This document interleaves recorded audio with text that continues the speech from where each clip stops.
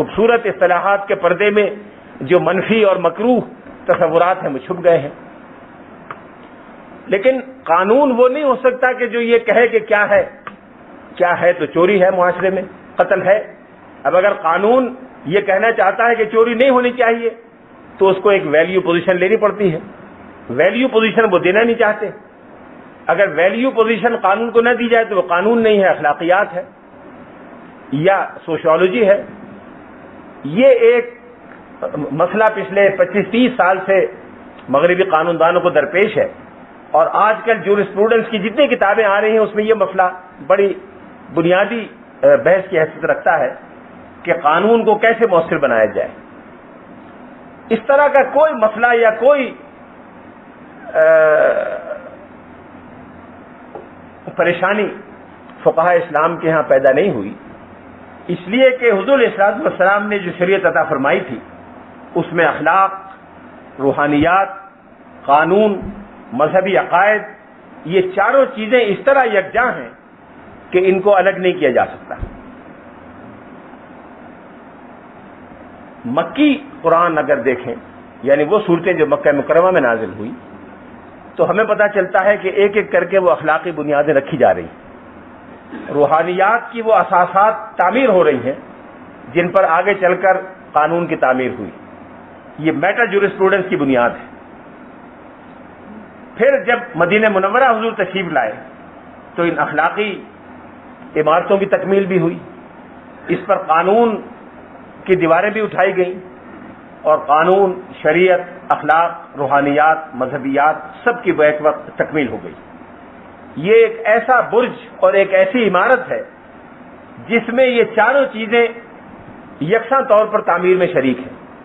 ان میں سے کسی ایک چیز کو بھی شریعت کی اس عمارت سے الگ کیا جائے گا تو پوری عمارت غیر عملی اور نان فنکشنل ہو جائے گی. اس لیے سیرت کو سمجھنے کے لیے یہ پوری حکمت شریعت سمجھنا ضروری ہے، اور حکمت شریعت کو سمجھنے کے لیے سیرت کے واقعات کو جاننا ضروری ہے. پھر شریعت کے بعض احکام تدریج کے ساتھ آئے ہیں. حضور علیہ الصلوۃ والسلام کا طریقہ یہ تھا کہ پہلے صحابہ کرام کے ذہن کو تیار کرتے تھے. پہلے حضور علیہ الصلوۃ والسلام یہ بیان فرماتے تھے کہ اللہ کی شریعت کی نظر میں کیا چیز پسندیدہ ہے اور کیا ناپسندیدہ. اس سے صحابہ کرام خود سمجھ جاتے تھے کہ اب شریعت میں کیا حکم آنے والا ہے، اور بعض صحابہ کرام اینٹیسپیٹ کر لیتے تھے کہ اب شریعت کا حکم یہ ہونا چاہیے. سیدنا عمر فاروق کے بارے میں روایات میں آتا ہے کہ 17 آیات قرآن پاک کی ان کے اندازے کے مطابق نازل ہوئی، یعنی شریعت کی مزاج شناسی ان کی اس حد تک ہو گئی تھی کہ وہ ایک خاص صورتحال میں اندازہ کر لیا کرتے تھے کہ اب شریعت کا حکم یہ ہونا چاہیے، اور ان کا اندازہ 17 مواقع پر درست نکلا. یہ جو تدریج کا معاملہ ہے یہ شریعت کے احکام کو جاننے کے لیے ضروری ہے. مثال کے طور پر کل ربا کی بڑی بات ہوئی، بہت سے سوالات کل ربا کے بارے میں آئے. ربا کے ناپسندیدہ ہونے کو مکہ مکرمہ میں بیان فرما دیا گیا.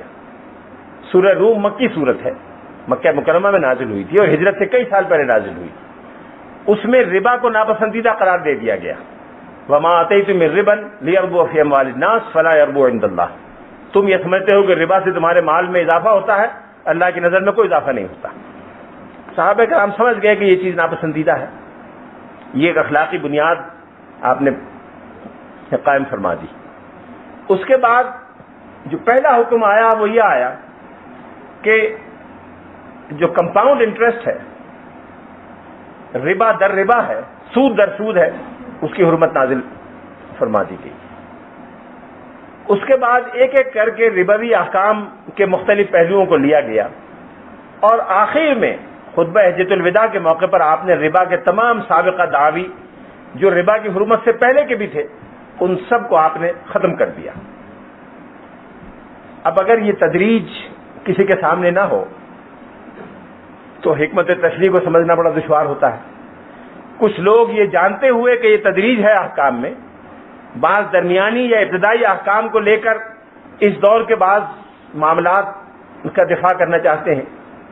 بہت سے لوگ لکھتے ہیں کہ صرف وہ ربا یا انٹرسٹ حرام ہے جو سود در سود کے دائرے میں آتا ہو، کمپاؤنڈ انٹرسٹ کے دائرے میں آتا ہو. حالانکہ کمپاؤنڈ انٹرسٹ اضافہ مضاعفہ کی حرمت تو ایک مرحلہ تھا سود کی حرمت کا، اس کے بعد اور مراحل بھی آئے. شراب کی حرمت کئی مراحل میں آئی.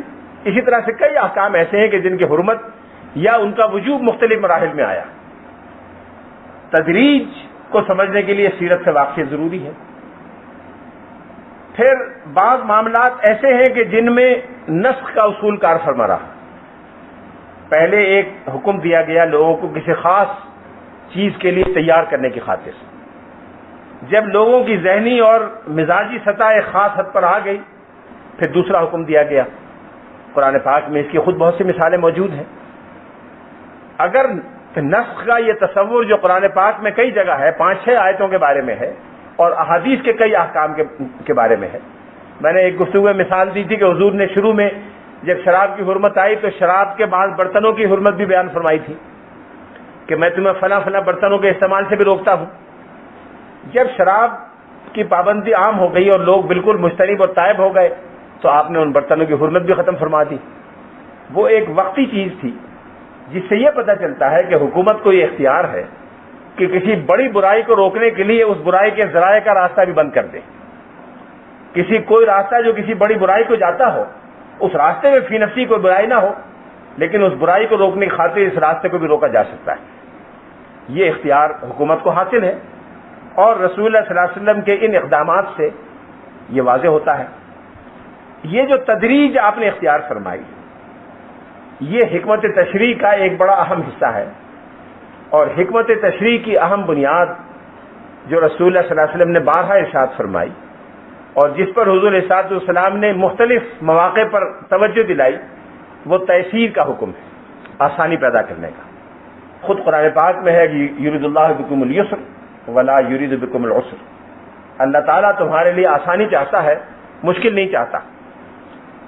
پھر آپ نے مختلف مواقع پر جب مختلف لوگوں کو باہر بھیجا، کسی کو قاضی بنا کر بھیجا، کسی کو گورنر بنا کے بھیجا، کسی کو معلم بنا کر بھیجا، تو اس کو ہمیشہ یہ ہدایت دی کہ لوگوں کے لیے آسانی پیدا کرو، مشکل پیدا مت کرو.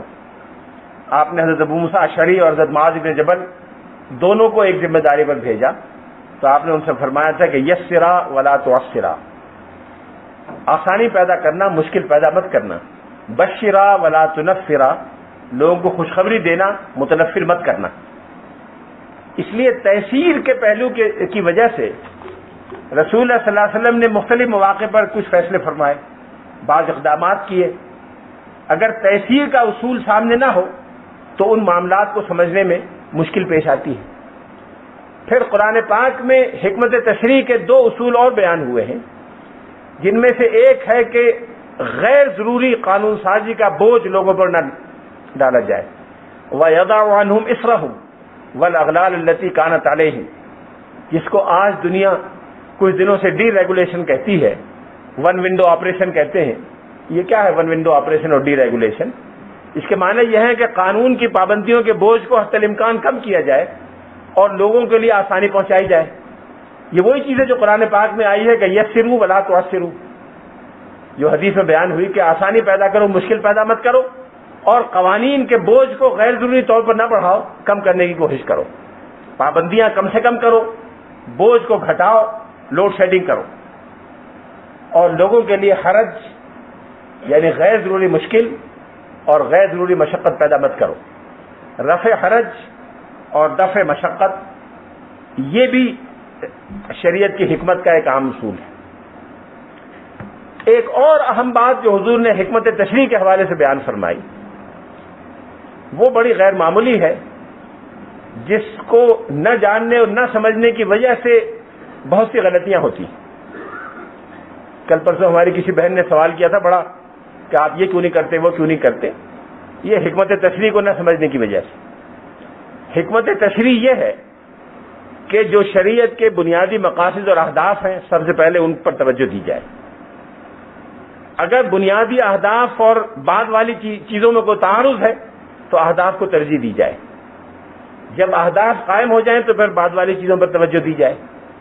بعد والے احکام اور شریعت کے مندوبات میں کوئی تعارض ہے تو مندوبات کو نظر انداز کر دیا جائے، واجبات کو ترجیح دی جائے. مندوبات اور مباحات میں تعارض ہے تو مباحات کو نظر انداز کر دیا جائے، مندوبات پہ توجہ دی جائے. یہ ترتیب شریعت کی حکمت کا ایک بنیادی اور لازمی حصہ ہے. بعض اوقات ایسا ہو سکتا ہے کہ کوئی ایسا حکم جو شریعت میں مطلوب ہو، کوئی ایسی چیز جس کا شریعت حکم دیتی ہو، جس کو شریعت قائم کرنا چاہتی ہو، لیکن آپ یا فیصلہ کرنے والے دیانتداری سے یہ سمجھیں کہ اگر اس حکم پر عمل کیا گیا تو اس کے نتیجے میں بعض ایسے مسائل اور قباحتیں پیدا ہوں گی جو اس حکم پر عمل کرنے سے بہت زیادہ سیریس اور خطرناک ہوں گی. اگر اس حکم کو نظر انداز کر دیا جائے تو شاید اتنی قباحتیں نہ پیدا ہوں جتنی اس وقت پیدا ہوں گی جو اس پر عمل کیا جائے اور رد عمل ہو. اس کی ایک مثال میں آپ سے عرض کرتا ہوں جو اس معاملے میں بڑی بنیادی اہمیت رکھتی ہے اور سیرت کے ایک اہم پہلو کی نشاندہی کرتی ہے.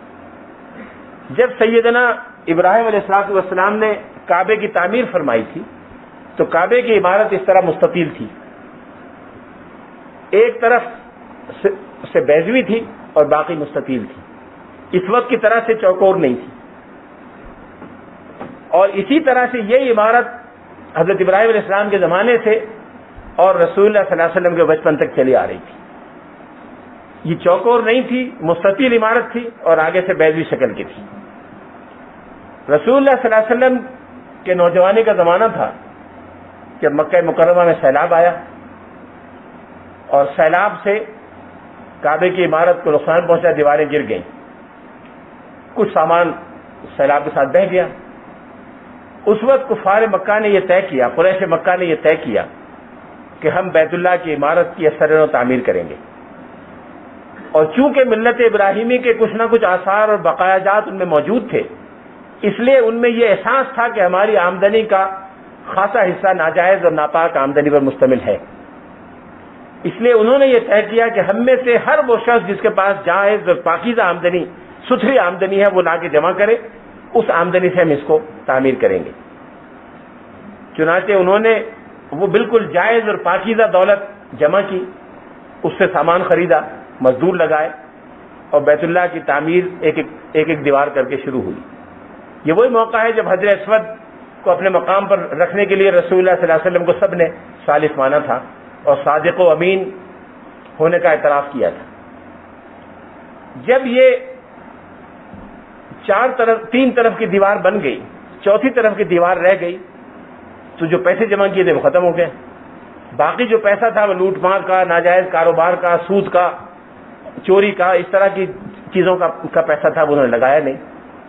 تو اس وقت انہوں نے یہ طے کیا کہ فی الحال اس عمارت کو نامکمل چھوڑ دیا جائے، بجائے پوری بنانے کے جتنی ہے اتنا بنا دیا جائے اور آگے ایک چھوٹا سا نشان چھوڑ دیا جائے، بعد میں اس کو ہم مکمل کریں گے.